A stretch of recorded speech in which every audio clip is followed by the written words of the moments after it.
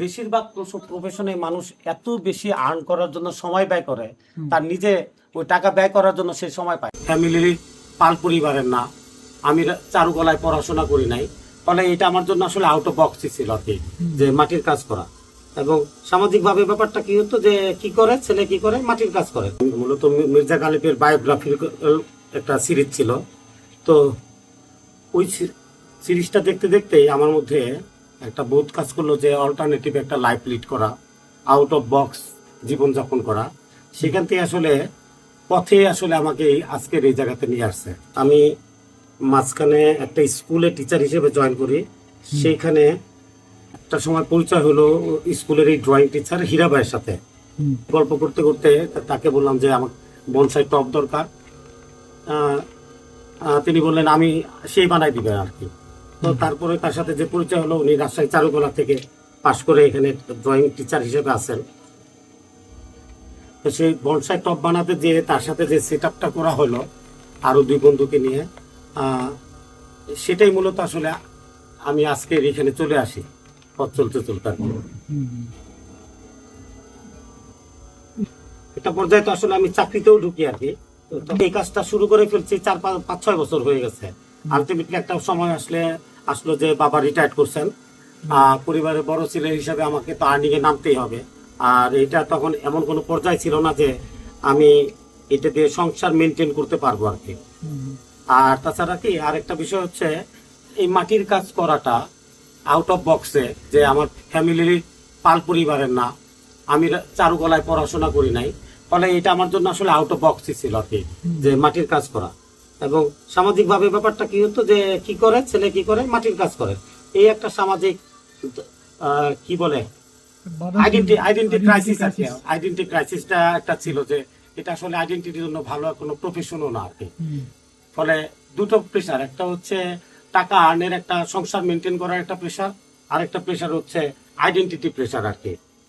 কি বলে এটাকে, আমি একটা ঘোরের মধ্যে ছিলাম বা একটা নেশার মধ্যে পড়ে গেছিলাম, যে এই কাজ ছাড়া আমি আসলে অন্য কিছু তখন ভাবতেও পারি নাই।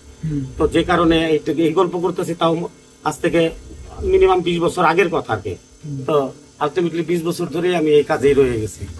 আলটিমেটলি আসলে গার্মেন্টসের চাকরি তো আমি আমার নিজে থেকে আসলে আমি ঢুকি নাই, যে আমি নিজে চাকরি করব এরকম কিছু একটা করার জন্য আসলে আমি গার্মেন্টসে ঢুকি নাই। ঢুকছিলাম পরিবার আর সমাজের চাপে। তো একদিন দেখলাম যে আমার যে ফ্লোরের ইনচার্জ ছিলেন, ম্যানেজার, ওনাকে ঊর্ধ্বতন কর্মকর্তারা এসে যা ইচ্ছে তাই ভাবে আধা ঘন্টা গালিগালাজ করলেন। মানে গালিগালাজ মানে এটা ভয়াবহ রকমের, আমার গা শিউরে ওঠার মতো গালিগালাজ।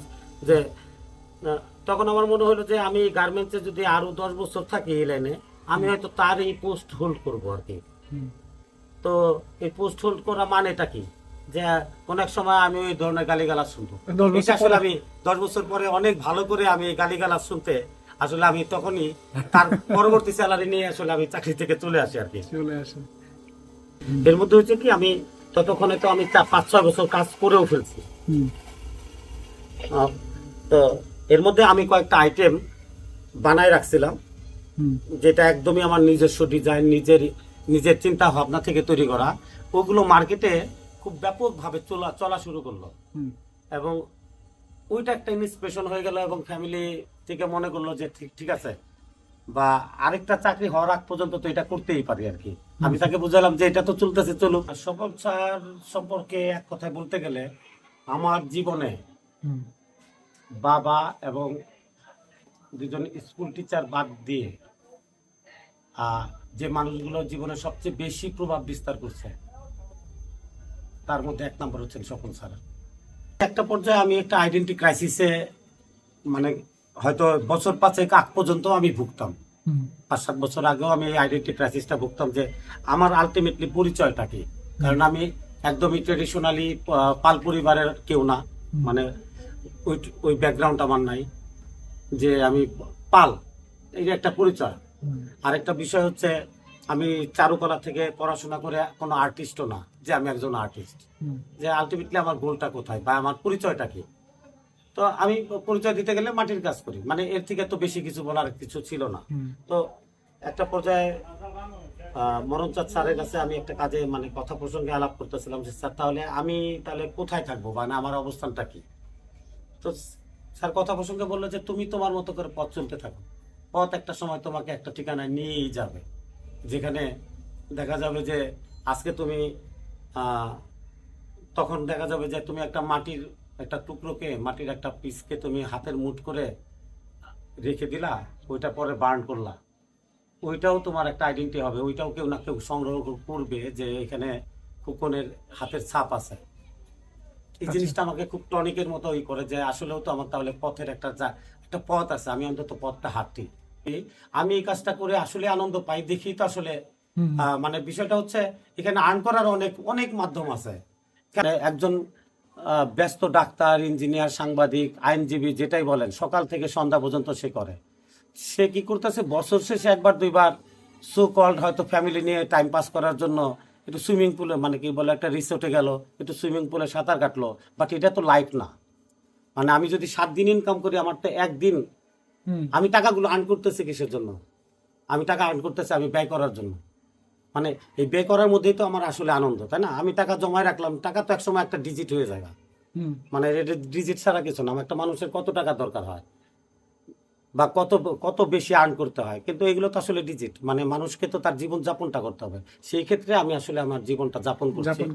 অনেক প্রফেশন আছে সে তার বাচ্চাকেই দেখতে পারে না, সে যখন আসে বাসায় ফিরে তখন তার বাচ্চা ঘুমায় যাচ্ছে, সে যখন বেরিয়ে যাচ্ছে তার বাচ্চাও ঘুমিয়ে রয়েছে, নিজের বাচ্চার সাথে ফ্যামিলি টাইম পাস করতে পারতেছে না। ওইখানে হয়তো সে অনেক বেশি আর্ন করতেছে আমার তুলনায়, বাট আমার থেকে তো হ্যাপি লাইফ, মানে পারিবারিক জীবনটা, মানে মানব জীবনটা তো সে জীবন যাপন করতে পারতেছে না। সে জীবন যাপন করতেছে তার প্রফেশনাল জীবন যাপন। আপনি আপনার জীবনে খুশি? হ্যাঁ, অবশ্যই। আমি একটা আইডেন্টিটি তো পেয়ে গেছি, আমি আসলে কারোর সাথে তুলনায় যাই না। আমি আমার সবসময় এখনো শিখতেছি, মানে আমি মনে করি চলমান, এই শিক্ষাটা চলমান। আমি সবসময় আমার কাজের সাথেই আমার কাজের সাথে তুলনা করি যে আমি এখন যে কাজটা করতেছি পরের বার যেন এর থেকে বেটার হয়। আর আমিও আমার শিল্পটাকে আমার দক্ষতা, আমার কি মননশীলতা দিয়ে উপস্থাপন করি, এবং এখান থেকে মানুষজন এটা পছন্দ করে। মূলত আমি ক্রাফটিং করি, হোম ডেকোর আইটেম করি, আর এখন স্পেশালি আমি ফোকাস হচ্ছে বিভিন্ন রকম হোম ডেকোরের জন্য টেরাকোটা কাজে। অর্ডারটা আমি 2 ভাবে পাই। আমার চারপাশের অনেক মানুষ জানে আমি কাজ করি, মানে আমি একজন আর্টিস্ট, মৃৎশিল্পী। এই রিলেটেড কোনো কাজ হলে ওইখান থেকে আমি একটা অর্ডার পাই। কারণ হচ্ছে কি, আমার ওই যে একটু আগে যেটা বললেন যে আমার কাজের মধ্যে মানুষ একটা মানসম্মত, মানে শৈল্পিক একটা রূপ পায় দেখেই আমাকে রেফার করে।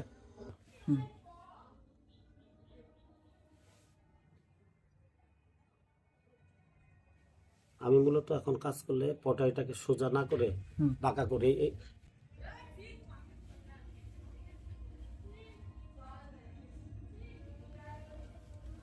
এটার পরবর্তী প্রসেস কি? এটা পোড়াবেন? এটা এখানে থাকবে থেকে তারটা কোথায়, এটাকে এখানে থাকবে। এটা একদমই নরম, এটা মনে করেন 2 দিনের মতো রাখতে হবে নর্মাল রুম টেম্পারেচারে। তো রাখার পরে এটা যখন একটু শক্ত হবে তখন এইটাকে আমি ওই একটু পরিষ্কার করব। মানে এটা তো শেপ আমার ফিক্সড হয়ে গেছে, এখানে একটু ড্রয়িং দিব, মানে একটু টেক্সচার দেবো আরো, এই আর কি।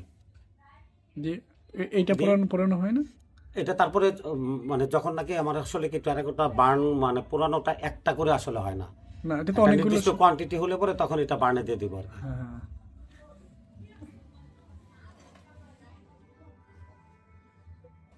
এরকমই এখন নরমালি সাধারণত আপনি এগুলো একটু কার্ভ করেন, একটু কাট করে একটু অন্যরকম করার চেষ্টায় থাকি আর কি। এটাও সেরকম একটা ঘরের বাড়ির নাম স্বপ্ননীর। এটা রিসেন্টলি কাজ শেষ করছে, কিন্তু এখনো ডেলিভারি দেওয়া হয় নাই, সামনে দিয়ে দিব আর কি। এটা কাঠের কাজ করার জন্য, কাঠের কাজ করার জন্য। 2টা ফ্লোরে টেরাকোটা পোড়ানোর সময় এটাতে প্রায় 50টার মতো টেরাকোটা পোড়াতে পারি। 50টার মতো একযোগে? হ্যাঁ, একসাথে। কতক্ষণ পোড়ান এখানে? এইটা টোটাল সার্কেলটা লাগে 4 দিন এভারেজে, মানে 30 ঘন্টা এভারেজে 30 ঘন্টা লাগে বার্ন করতে, আর তারপর ঠান্ডা হতে বাকি 2 দিন লাগে। এটা হচ্ছে আপনার ওই মাটি প্রস্তুতির পরের অংশে এটা দিয়ে দিতে পারবেন, যে এইভাবে এনে ঘরে রাখা হয়। এখানে 3-4 দিন থাকলো, আমি দেখাই এটা মাটিটা দেখেন, এই যে আমি আঙ্গুলটা দেখাই একদম নরম, তাই না?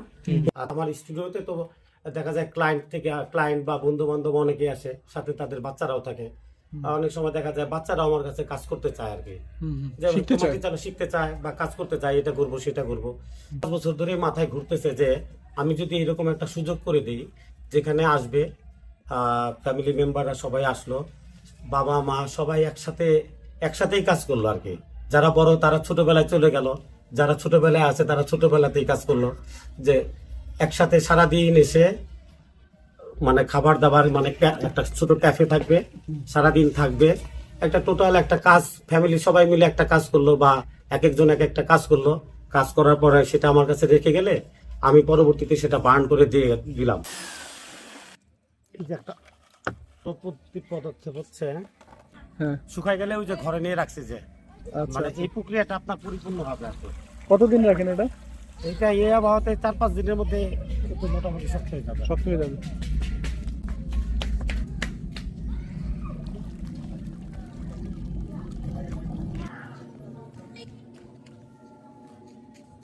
জং ধরে নষ্ট হয়ে গেছে।